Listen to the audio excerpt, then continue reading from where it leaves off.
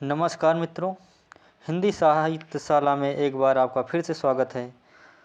हम लोग PYQ solve कर रहे थे, जिसमें 3 प्रैक्टिस सेट कर चुके थे। आज उसी का चौथा भाग है। तो आइए देखते हैं आज का पहला क्वेश्चन क्या है। पहला क्वेश्चन कह रहा है, रीतकाल को श्रृंगार काल किसने कहा था। तो रीतकाल को श्रृंगार काल किसने कहा था बताना। ए है विश्वनाथ प्रसाद मिश्र ने, बी आचार्य रामचंद्र शुक्ल ने, सी मिश्र बंधु ने और डी रमाशंकर शुक्ल प्रसाद ने। तो इसका राइट आंसर होगा ए, यानी विश्वनाथ प्रसाद मिश्र ने रीतकाल को श्रृंगार काल कहा था। क्वेश्चन नंबर 2 है, आचार्य रामचंद्र शुक्ल ने आधुनिक काल का प्रारंभ कब से माना है। तो ए है 1857, बी है 1843 ईस्वी, सी है 1865 ईस्वी और डी है 1800 ईस्वी। तो राइट आंसर होगा बी नंबर, यानी 1843 ईस्वी को आचार्य रामचंद्र शुक्ल ने आधुनिक काल का प्रारंभ माना है। क्वेश्चन नंबर 3 है, आदिकाल को अंधकार काल किसने कहा है। तो ए है कमल कुलश्रेष्ठ, बी ग्रियर्सन, सी आचार्य हजारी प्रसाद द्विवेदी, डी है राम कुमार वर्मा। तो राइट आंसर होगा ए, यानी कमल कुलश्रेष्ठ ने आदिकाल को अंधकार काल कहा है।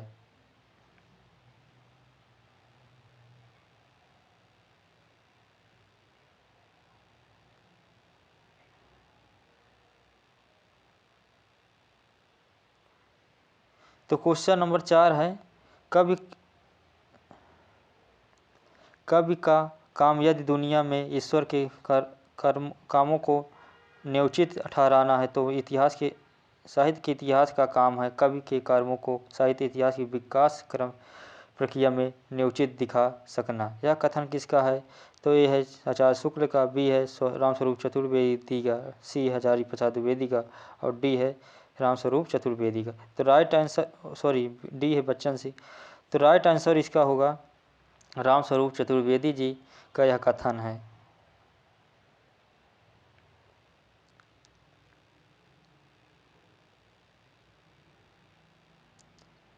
क्वेश्चन नंबर 5 है, सर्वप्रथम किस साहित्यकार ने विधेयवादी दृष्टिकोण से साहित्य इतिहास लिखा था। तो विधेयवादी दृष्टिकोण से सर्वप्रथम साहित्य का इतिहास किसने लिखा था बताना है। ए है गारसा दत्तासी ने, बी है शिव सिंह सेंगर ने, सी है ग्रियर्सन ने और डी है मिश्र बंधु ने। तो राइट आंसर होगा इसका सी नंबर, यानी ग्रियर्सन जी ने विधेयवादी पद्धति पर साहित्य का इतिहास लिखा था।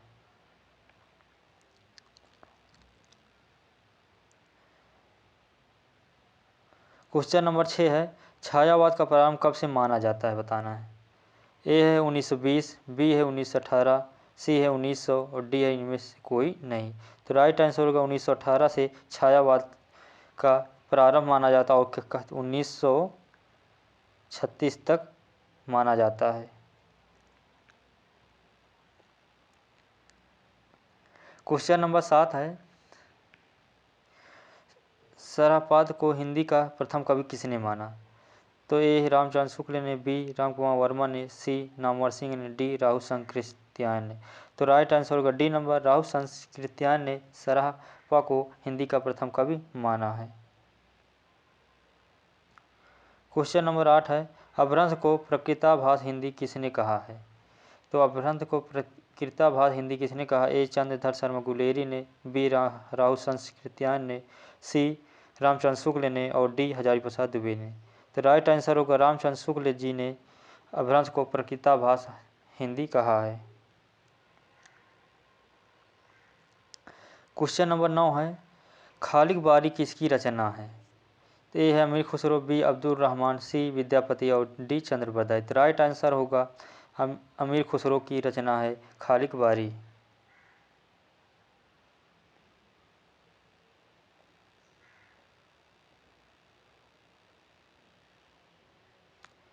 क्वेश्चन नंबर 10 है, रामानंद किस भक्ति धारा के प्रमुख कवि बताना है। ए है सगुण भक्ति का विधारक है, बी है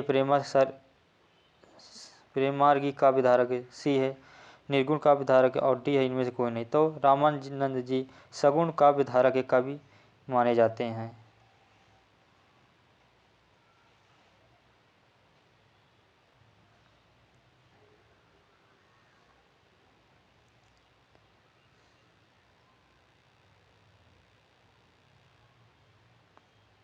क्वेश्चन नंबर 11 है, काशी नागरी प्रचारणी सभा द्वारा हिंदी साहित्य का बृहद इतिहास किस तन्य खंडों में प्रकाशित किया गया है? तो ए है 10, बी 18, सी है 16 और डी है 18।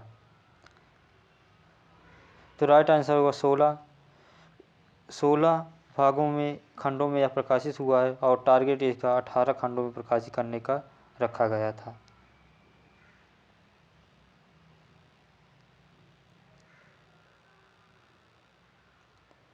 क्वेश्चन नंबर 12 है, हिंदी साहित्य के इतिहास लेखन से पूर्व किस प्रसिद्ध ग्रंथ में हिंदी के विभिन्न कवियों के जीवन वृत्त एवं कृतित्व का परिचय मिलता है?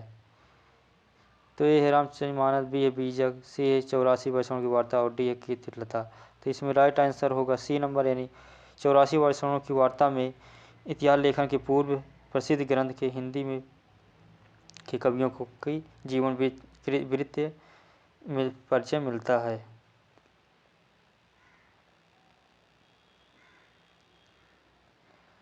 क्वेश्चन नंबर 13 है, आचार्य रामचंद्र शुक्ल का इतिहास ग्रंथ हिंदी साहित्य का इतिहास स्वतंत्र पुस्तक के रूप में किस रूप में प्रकाशित हुआ? तो यह है हिंदी शब्द सागर की भूमिका में, बी हिंदी भाषा का इतिहास, सी है हिंदी विचार यात्रा और डी है हिंदी नवगीत। तो यह हिंदी शब्द सागर की भूमिका के रूप में यह प्रकाशित हुआ और कब? 1929 को।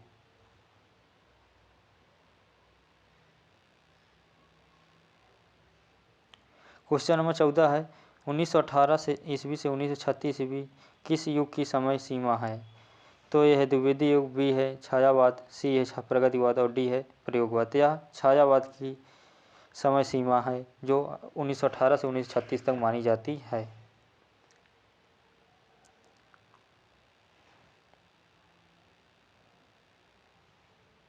क्वेश्चन नंबर 15 है, उस काव्यधारा का नाम बताइए जो मार्क्सवादी दर्शन के आलोक में सामाजिक चेतना और भाव बोध को अपना लक्ष्य बनाकर चली थी। तो ये छायावाद, बी प्रगतिवाद, सी प्रयोगवाद और डी नई कविता। तो इसका राइट आंसर होगा बी नंबर, यानी प्रगतिवाद है जो सामाजिक चेतना और भाव बोध को अपना लक्ष्य बनाकर चली थी।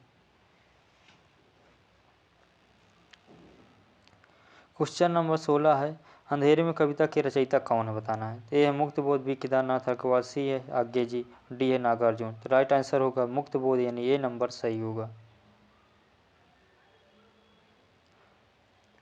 क्वेश्चन नंबर 17 है, तार सप्तक का प्रकाशन कब हुआ था?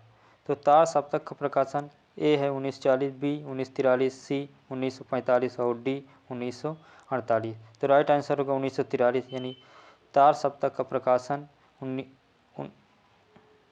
1943 ईस्वी में हुआ था और द्वितीय तार सप्तक का प्रकाशन 1951, तृतीय तार सप्तक का 1959 और चतुर्थ तार सप्तक का प्रकाशन 1979। ये थे 4 रोज तार सप्तक के सन।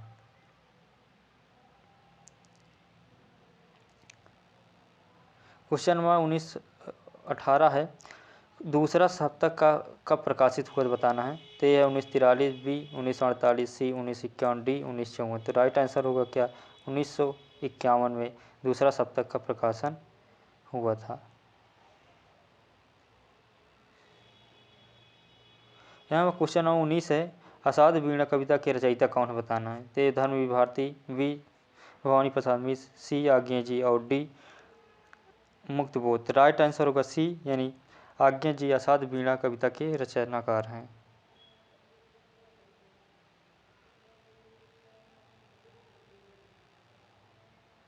क्वेश्चन नंबर 20 है, इंदुमती कहानी के लेखक कौन बताना है। ए है मोहन राकेश, बी है मास्टर भगवान दास, सी है किशोरी लाल गोस्वामी और डी है भुवनेश्वर कुमार।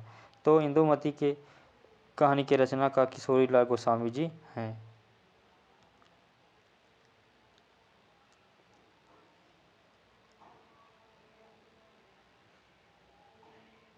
क्वेश्चन नंबर 21 है कि इनमें प्रवासी कहानीकार कौन है बताना है। तो ए है प्रेमचंद, बी है तेजेंद्र शर्मा, बी है सी है रविंद्र कालिया और डी है जैनेन्द्र कुमार। तो राइट आंसर होगा तेजेंद्र शर्मा जो प्रवासी कहानी के कहानीकार माने जाते हैं।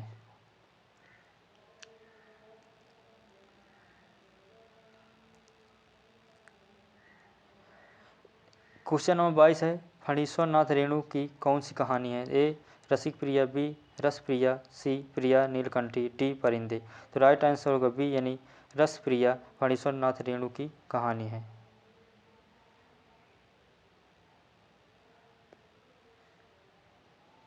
क्वेश्चन नंबर अगला क्वेश्चन है, महाभोज उपन्यास की लेखिका कौन है? बताना है। ए मनु भंडारी, बी सानी, सी ममता कालिया और डी कृष्णा सोमवती। तो मनु भंडारी जी महाभोज उपन्यास की लेखिका मानी जाती हैं। क्वेश्चन नंबर 24 है, गोबर प्रेमचंद के किस उपन्यास का पात्र है? तेह गबान, बी गोदान, सी निर्मला और डी प्रेमाश्रय। तो राइट आंसर होगा बी यानी गोदान उपन्यास का पात्र है गोबर।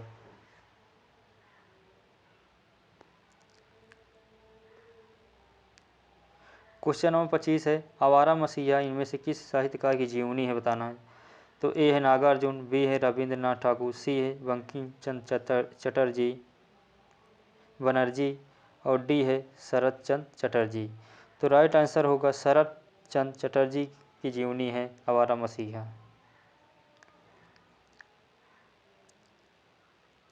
क्वेश्चन नंबर 26 है, जूठन किस रचनाकार की आत्मकथा है? तो जूठन जो है आत्मकथा किस रचनाकार को बताना है। ए है हरिवंश राय बच्चन, बी है रामविलास शर्मा और सी है सूरजपाल चौहान और डी है ओम प्रकाश वाल्मीकि। तो राइट आंसर होगा ओम प्रकाश वाल्मीकि की रचना है जूठन।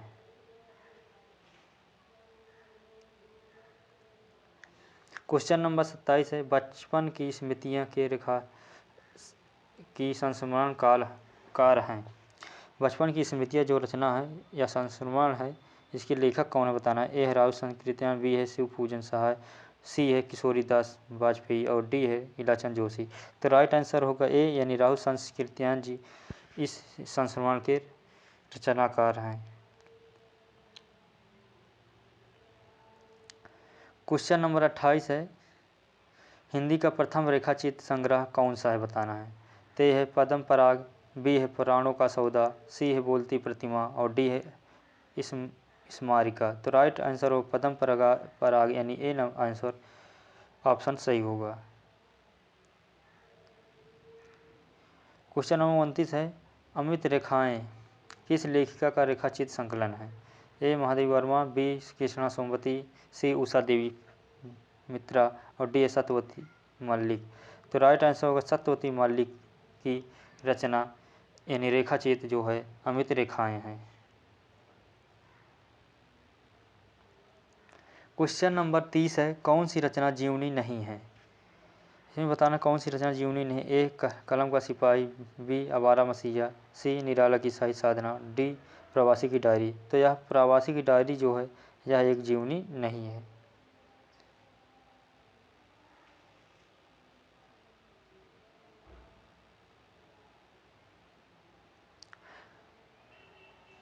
क्वेश्चन नंबर 31 है, रामधारी सिंह दिनकर की संस्मरण कृति है? बताना है। ए है यादों की तीर्थ यात्रा, बी शेष निशेष, सी अतीत की गर्त में से और डी है अपनी धरती अपने लोग।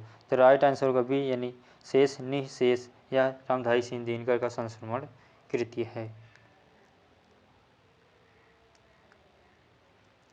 क्वेश्चन नंबर 32 है, उत्तर योगी श्री अरविंद के जीवनीकार कौन हैं? तो उत्तर योगी श्री अरविंद के जीवनीकार कौन बताना है। ए है रामनाथ सुमन, बी है विष्णु प्रभाकर, सी है राम कुमार वर्मा और डी है शिव प्रसाद सिंह। तो राइट आंसर होगा डी यानी शिव प्रसाद सिंह जो उत्तर योगी श्री अरविंद के जीवनीकार हैं। क्वेश्चन नंबर 33 है, गेहूँ और गुलाब रेखाचित्र संग्रह के रचनाकार कौन है? बताना है। तो ए है रामवृक्ष बेनीपुरी, बी है महादेवी वर्मा, सी है स्वामी आनंद और डी है उपेंद्र नाथ आसु। तो राइट आंसर होगा ए यानी रामवृक्ष बेनीपुरी का यह रचना है रेखाचित्र है गेहूँ और गुलाब।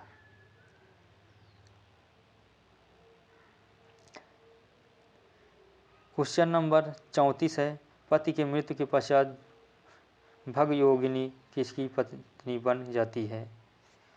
तो ये है बूढ़े भगवान की, बी है जमींदार की, सी है गरीब किसान की और डी है अपने सौतेले पुत्र की। तो राइट आंसर होगी अपने सौतेले पुत्र की पत्नी बन जाती है।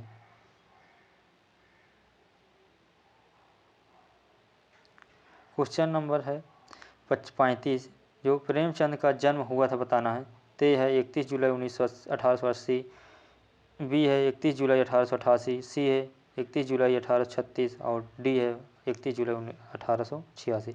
तो राइट आंसर होगा इसका ए, यानी 31 जुलाई 1880 को प्रेमचंद जी का जन्म हुआ था और प्रेमचंद की मृत्यु 1936 ईस्वी में हुई थी। क्वेश्चन नंबर 36 है, भारतीय किसान के मजदूर बनने की त्रासदी की कहानी है। तो एक है कहानी का प्लाट, बी है बूढ़ी कागज, सी पूस की रात और डी है विष के दांत। तो पूस की रात यह किसानों के मजदूर बनने की त्रासदी की कहानी है जो प्रेमचंद द्वारा रचित है। चीफ की दावत किसके घर पर थी? ए है सामनाथ के घर पर, बी है रामनाथ के, सी है श्याम नाथ के घर पर और डी है प्रभुनाथ के घर। तो राइट आंसर का ए, यानी सामनाथ के घर पर चीफ की दावत थी। क्वेश्चन नंबर 38 है, भीम साहनी का जन्म कब हुआ था बताना है। तो ए है 8 अगस्त 1925, बी है 8 अगस्त 1935, सी है 8 अगस्त 1905 और डी है 8 अगस्त 1915। तो राइट आंसर होगा डी नंबर, यानी 8 अगस्त 1915 को भीम साहनी जी का जन्म हुआ था।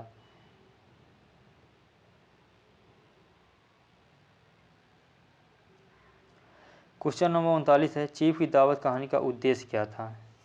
ए है माँ का अनादर करना, बी है निम्न वर्गीय समाज का चित्रण, सी है मध्य वर्गीय समाज के खोखलेपन का चित्रण और डी है इनमें से कोई नहीं। तो इसका राइट आंसर होगा सी, यानी मध्य वर्गीय समाज के खोखलेपन का चित्रण इस चीफ की दावत रचना में है।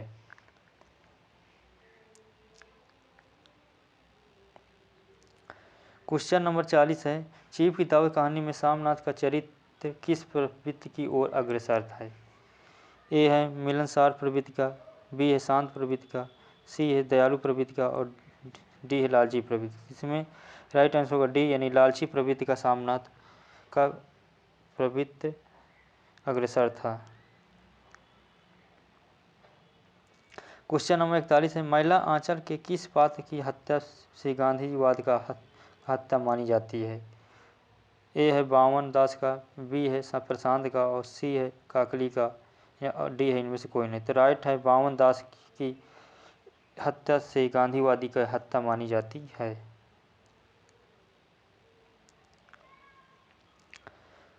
क्वेश्चन नंबर 42 है, महिला आंचल उपन्यास में डॉक्टर प्रशांत गांव का हाल किसको पत्र द्वारा बताता है? ए है काकली को, बी है कांग्रेस की जिला अध्यक्ष को, सी है बावन दास को और डी है ममता को। तो ये किसको बताता है? ममता को बताता है गांव का हाल प्रशांत।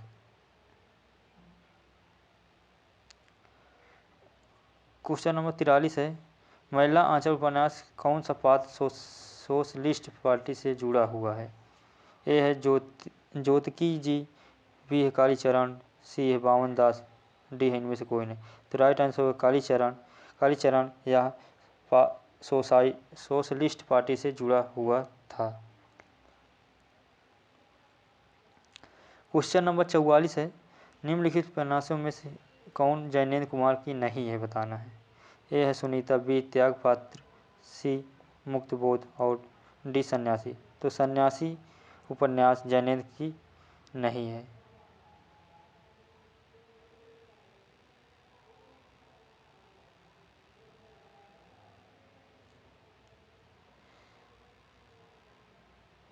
क्वेश्चन नंबर 45 है, त्यागपत्र उपन्यास में लेखक ने एक खास शैली की में किसकी कहानी का मूल अंग्रेजी लेख में के हिंदी उल्टा यानी अनुवाद प्रस्तुत करने की बात कही है? ए है सर एल दयाल, बी है फखरुद्दीन, सी है एम अस्थाना और डी है एम हाशमी। राइट आंसर होगा यस एम दयाल।